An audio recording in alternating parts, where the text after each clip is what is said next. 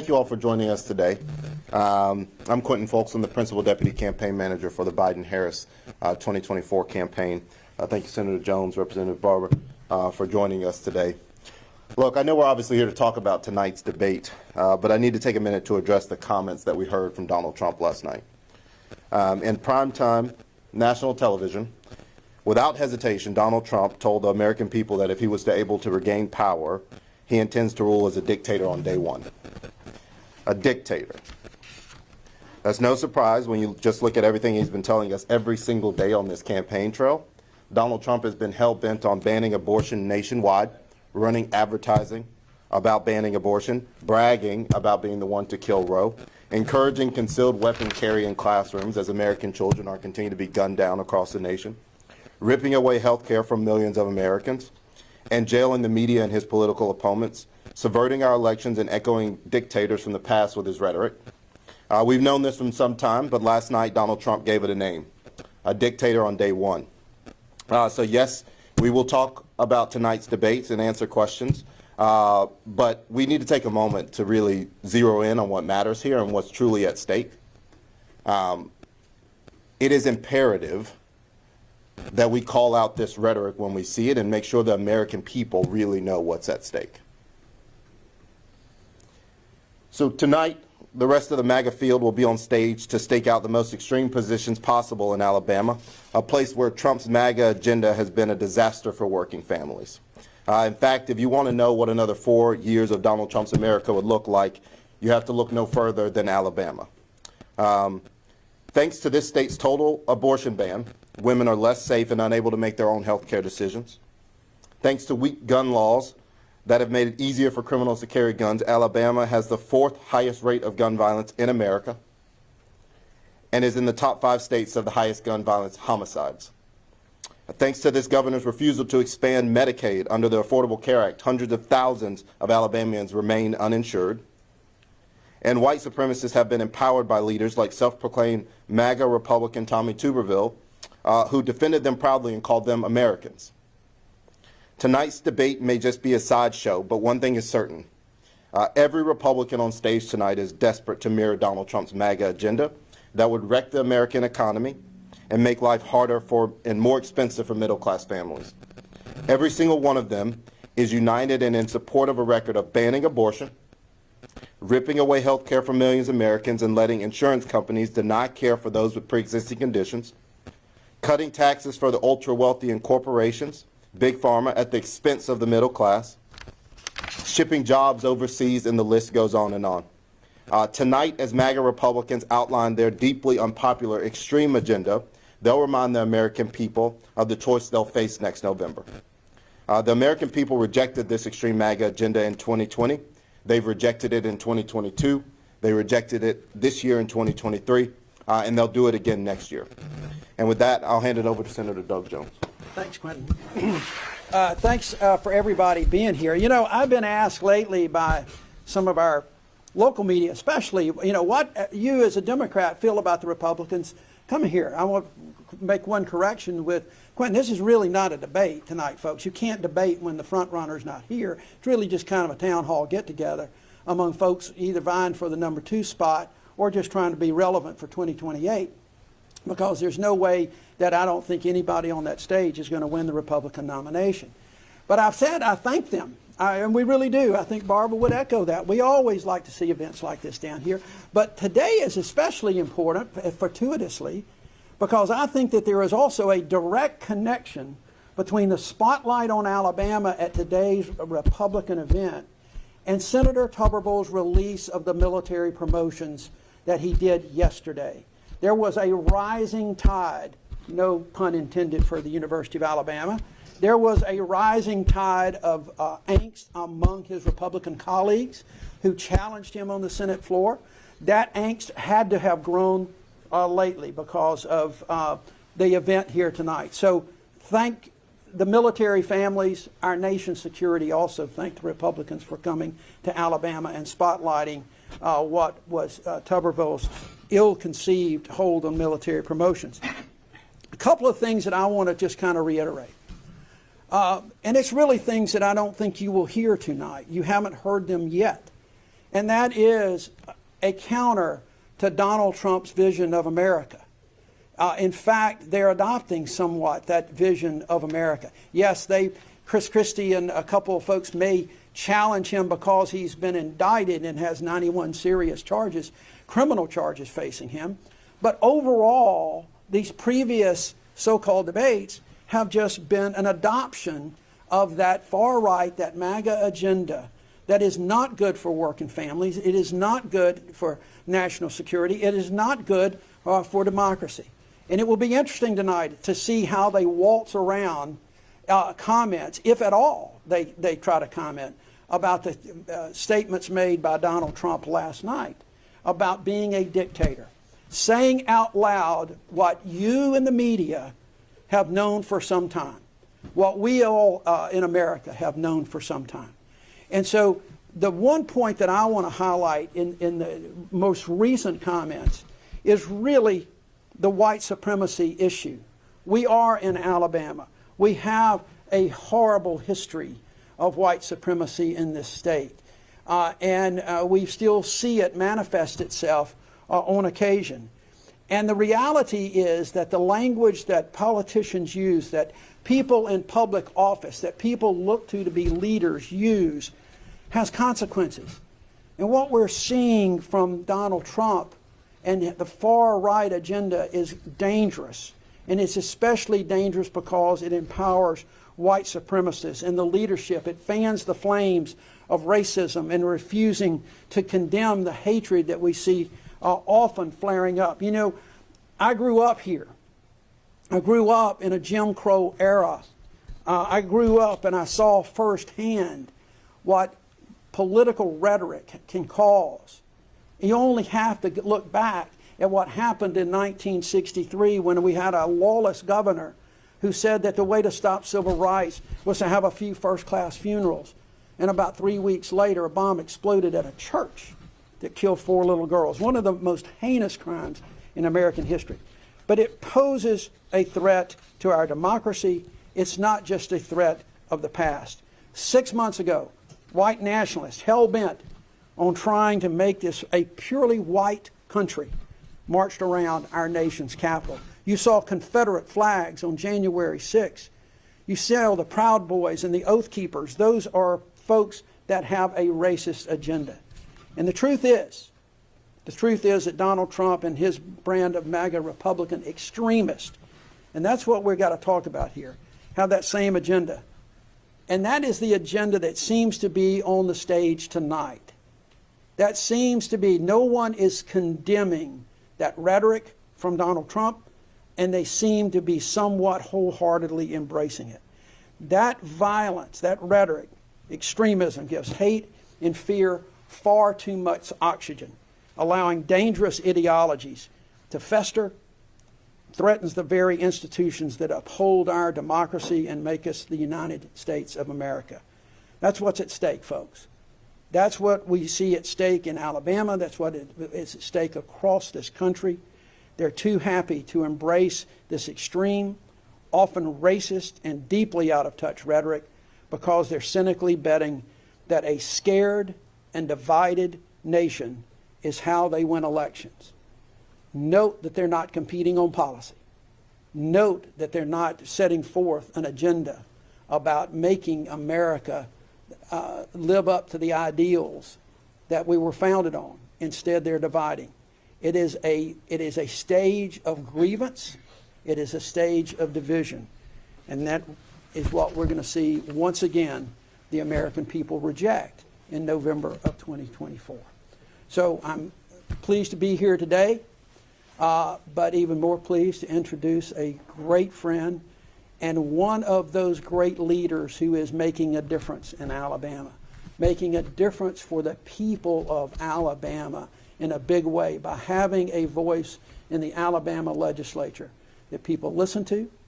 And she is the chair of the House Democratic Caucus, the Honorable Representative Barbara Drummond from Mobile.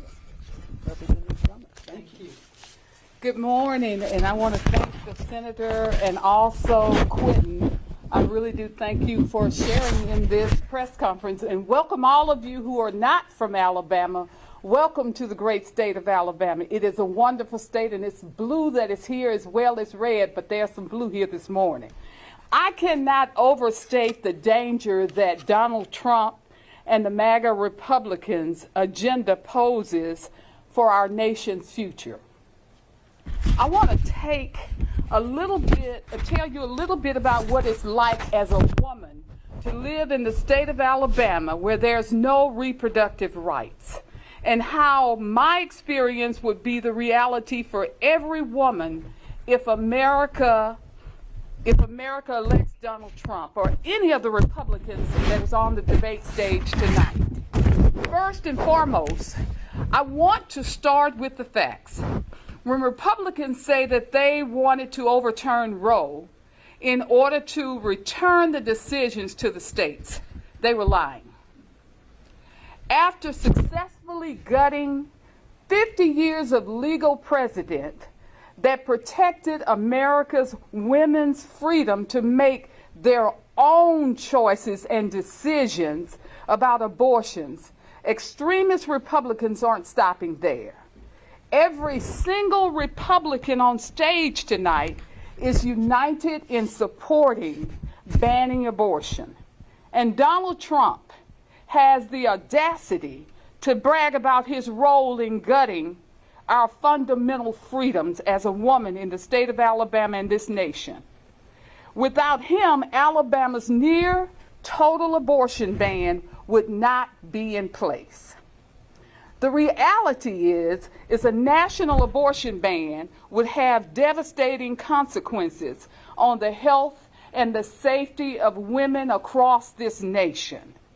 Restricting access to health care puts our lives and our health at risk, leads to increased rates of maternal mortality, creates a climate of fear among healthcare providers that impedes their ability to provide adequate care for women in this state, and reduces access in all forms of health care. In Alabama, women have been denied life-saving care for miscarriages. Health clinics have been shattered, and our Attorney General has threatened that he will prosecute anyone who even helps someone to travel out of state to receive the care that they so need. For us, abortion bans aren't political issues. They're fundamental questions of our freedom as women in this country and in the state of Alabama. So this is the contrast that voters will be confronted with when they cast their votes in 2024.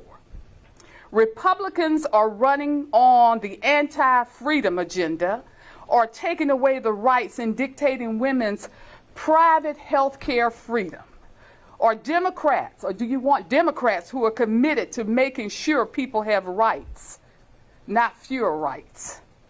Time and time again, voters in every corner of the country, they've rejected the Republicans' extreme anti-abortion agenda. And they'll reject it again in 2024. As a woman in a state where we have no freedom, I think there's a dire call that we have got to fight in 2024, that we fight for an agenda that not only will restore freedom to women and also restore health care to those women, but also take away the extreme MAGA's agenda to cause chaos, not only in the country, but in women's lives. So I thank you for being here this morning. Okay, we've got time for a few questions. If you guys want to raise your hand. So you want to start? Hi, thanks. I appreciate it. I'm Mariana. You guys have seen the same polling we have. Often a generic Democrat, a Democrat other than the president, polls better than the president. So if former President Trump is such an existential threat, as you are saying, is there an argument that the party should be nominating anyone else?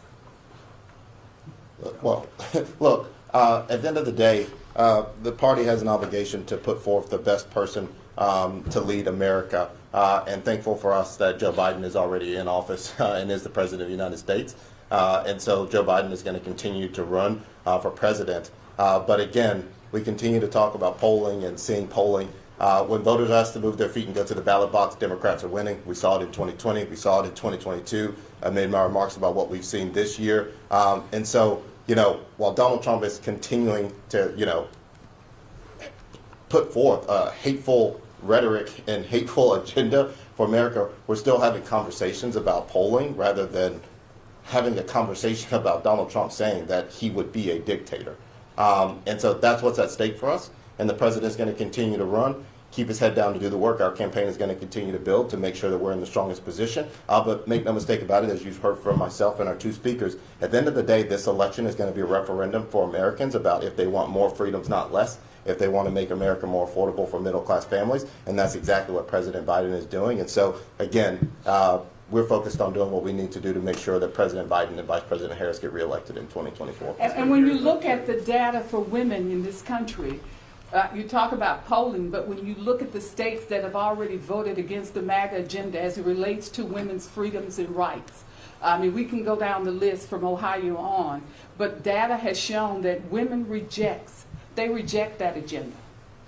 President Biden yesterday made comments, he made comments too, though, that you guys didn't address, where he said that if it wasn't for former President Trump running, he's not sure that he would run. Are you guys anxious that if it is not former President Trump that is the Republican nominee, it is going to be harder for Democrats to win? We're perplexed as to why that's really a news story. That has been something that every candidate takes into account, who they're going to be running against. Joe Biden did that in 2020. People said his age is a factor in 2020. He looked at the field, he looked at what was going on with Donald Trump and decided that he had something to offer. It's the same calculation. And what he is doing is saying, he's not saying that that's the only reason. He's not saying anything like that. But that's just not a news story. And the fact of the matter is, that, Joe Biden has had a long history of dedication to service to this country, to the people, to the Constitution. He sees that under a threat. And he is every day fighting for that. And he sees, and I don't think it would be, given his record on jobs, on everything of keeping our alliances strong, for him to think that he is in the best position to take on Donald Trump or anyone in the Republican Party who is adopting that same extremist view of the United States. And that's what's happening. So we're good. We're going to be strong. You're going to see that everything coalition coming together, and the polls will start as people focus on this election. Watch what happens. We're going to go front here, Bill. Greg and Bill. So the Commission on Presidential Debates now has the schedule out. Is the president committed to participating? Look, at the end of the day, we're focused on building a campaign. We'll have those conversations. But right now, our focus is on making sure we continue to build out a campaign and infrastructure that's going to be able to be competitive in 2024. So that's enough. You have not committed. No, I said that the campaign is going to take a look at the schedule and we can have those conversations. But as of right now, our focus remains on building out a campaign and infrastructure while the Republicans remain in a divisive primary where their front runner is not attending debates. Our campaign is focusing on what we need to do to win an election next year. Bill, you want to- You guys spent a lot of time obviously focusing on President Trump as a threat to democracy in his comments last night and the comments he's made leading up to that. But it is also true that a sizable portion of the country that makes up his base believes that the Justice Department now is being misused and prosecutorial offices at the state level are being misused to attack him.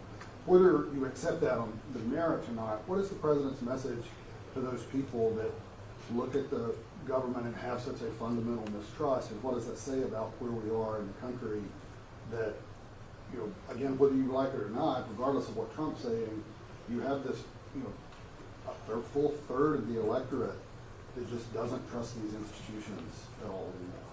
Well, at the end of the day, government has to get back into the business of helping people and not taking away freedoms and rights from people. But I do have to push back a little bit, Bill.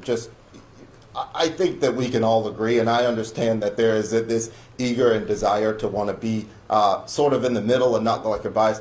What Donald Trump is out saying that he would do, and the way Donald Trump talks about weaponizing government, using the military to round up citizens, versus a sort of what I hear in your question is a sort of an equalization to people being dissatisfied are two very different things. Joe Biden is not standing out, going to a podium as president of the United States saying that he's going to round up his political enemies or use the government to go after his political enemies. And so, again, for us, our goal is making sure we draw the contrast and make sure that Americans see the difference between the type of administration Joe Biden is running and, quite frankly, what they've already seen from Donald Trump, and really focusing folks' attention, the media's attention, on what he's telling us that he's going to do. And last night is the first time that we've heard him just say out loud what a majority of Americans also think, is that he's going to behave and act like a dictator, and he confirmed that. And so, again, your premise of the question with people's trust and faith in government, I completely respect and understand.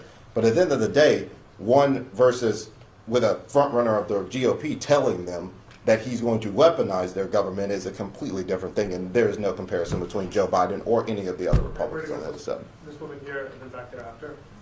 Hi, I'm Julia Johnson with the Washington Examiner. I wanted to talk a little bit, is there concern about, because it is different than just anyone making a consideration about running again. I mean, there was significant doubt that Biden would run for re-election. He is, and there's age concerns across the board. Is that comment about Trump being the reason he is running again, is that going to undermine Democratic support? Is it going to make people look at these peripheral candidates or these third parties? No, I don't think so. And again, I will bring back the phrase that even in this room right now, we've had several conversations about the polling, about the president's age, and not one thing about Trump saying that he would be a dictator. But to your point on it, at the end of the day, the president has, no other person in America right now has the wisdom and experience that Joe Biden is bringing to the table to lead our country through these complex issues. And so when it comes to the president's comments, again, as Senator Jones said, it's nothing new. The president said it in 2020 when he was running against Trump then, to restore the soul of the nation, defend democracy, and honestly sew back the fabric that Donald Trump and the MAGA Republicans were trying to rip away. And so for us, we're keeping our head down and doing that. I do not think, and I think the way that these questions are framed, not to come in a defensive state, but is a very monolithic view of voters and the American people. The American people understand, and they are not thinking about it. I don't think any American person cares how old Joe Biden is when it comes to if they can get reproductive freedom in their state. I don't think they care when it comes to is gas cheaper or if inflation is coming down. I think that that's what American people are focused on. And while the media continues to try to make it seem as though American people are focused on how old the president is or what he might say versus Trump, who's saying he's going to be a dictator while he's already taken away their freedom and is quite frankly bragging about it through paid media and in his rhetoric and speeches and all across the country, is a very monolithic view and one that does not do justice to the American people when it comes to what they want. And again, we can talk about polls, but the proof is in the pudding when you look at 2020, 2022, 2023. And so, again, if we're going to have these conversations, they also need to be married to reality of what's happening when voters go to the ballot box. To follow that on the polls, what Quinn just said is incredibly important, because at the end of the day, elections are about choices. And that's the most important poll. And what happens a year early is a snapshot of somebody's thinking whenever they pick up the phone or answer their phone. That is only a quick snapshot. But as this campaign focuses on choices, that's where you'll see things begin to move. And that's why the election results over the last few years are the best indicator of where we are in this country, and not an emotional poll that may have, when you catch somebody on a good day, bad day, whatever. Hi, Ted Copel with News Nation. So speaking of the economy, a lot of people vote on pocketbook issues and their literal pocketbook. Economic metrics show there is improvement, and yet a lot of times you're hearing that the average American is just not feeling it. They go to the gas station, they go to the grocery store, the cost of butter is high still. What is the Biden strategy to both lower that, but also to address the sentiment that inflation is not necessarily going down and they're not feeling it in their pocketbooks?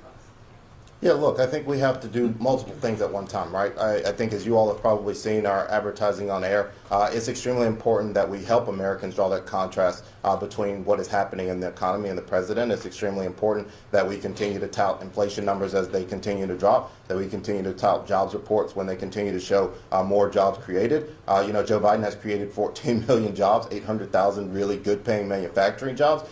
We have to continue to beat that home. But at the same time, the premise of your question, I completely understand as well, which has to marry what people are feeling. But, you know, I also think that it's really important to remind the American people where they were, you know, 4 years ago before Joe Biden took office. And so while, you know, we do from the campaign try our best not to just sort of go back to the doom and gloom of COVID and all of that, it is extremely important to remind the American people how Donald Trump and the Republicans completely wrecked the economy, how they continue to hold things hostage. I mean, even right here in Alabama, Senator Tuberville is now lifting a blockade that refused to give promotions and pay to military families.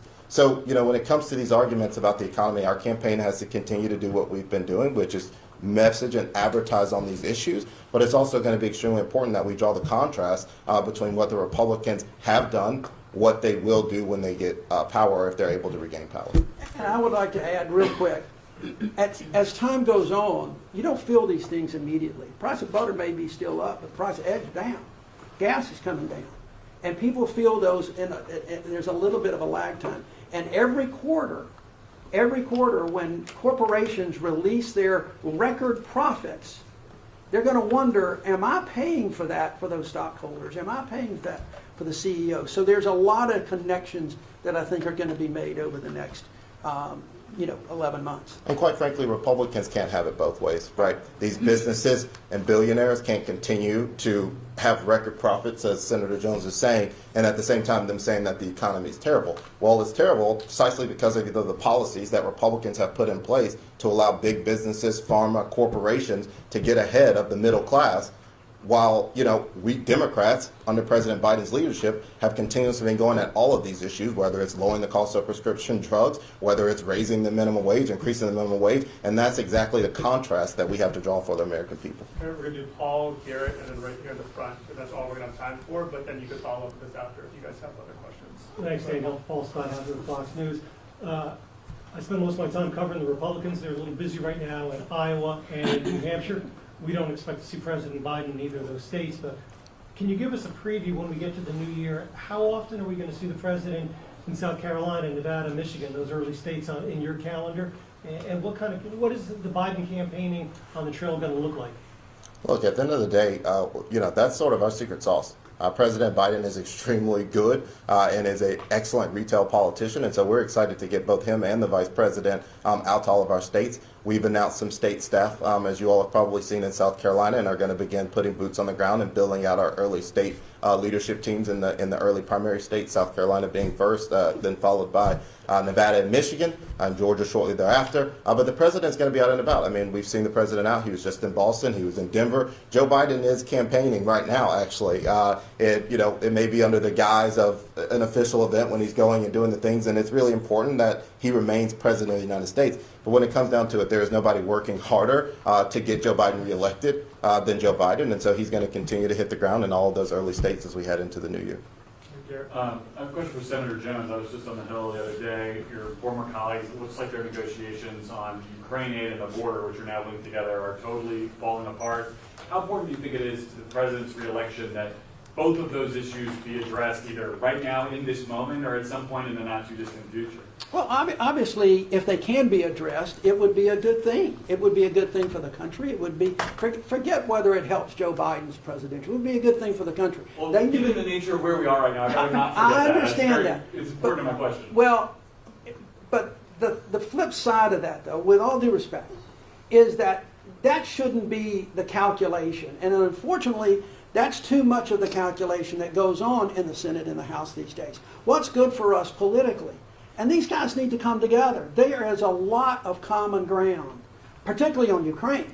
But I was there, and I saw the common ground on immigration, if they could just get past the politics of it. So the answer to the question really needs to be the House, the Senate, these so-called negotiators.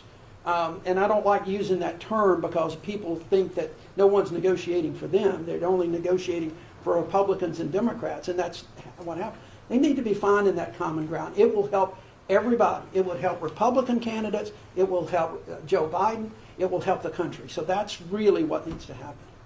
Last question. Hi, my name is Claire. I'm from WIMK in Florida. Democrats hope that an appeals court would overturn a new congressional map in Florida that essentially eliminated a traditionally Democratic seat in Congress. they did not. How critical is that ruling? Look, at the end of the day, I think Democrats across the country have been fighting back on these cases in regards to map and gerrymandering in the districts that are being drawn unfairly to honestly cut out Democrats. Unfortunately, I wish I could say that it was going to be a huge deal, but it's just something that's been, par for the course with what we've seen Republican legislatures do when they're drawing these maps to try to cut Democrats out. But from our perspective, we're going to do everything we can to, one, continue to monitor this type of legislation to try to kill it in the cradle, as I like to say, and two, at the end of the day, for us, from a presidential perspective, you have to turn out the state.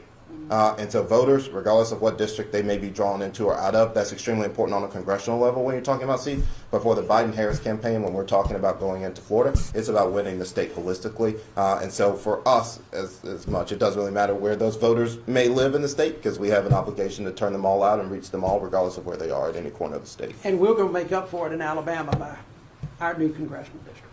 We're very proud of that. So it's restoring fairness to people.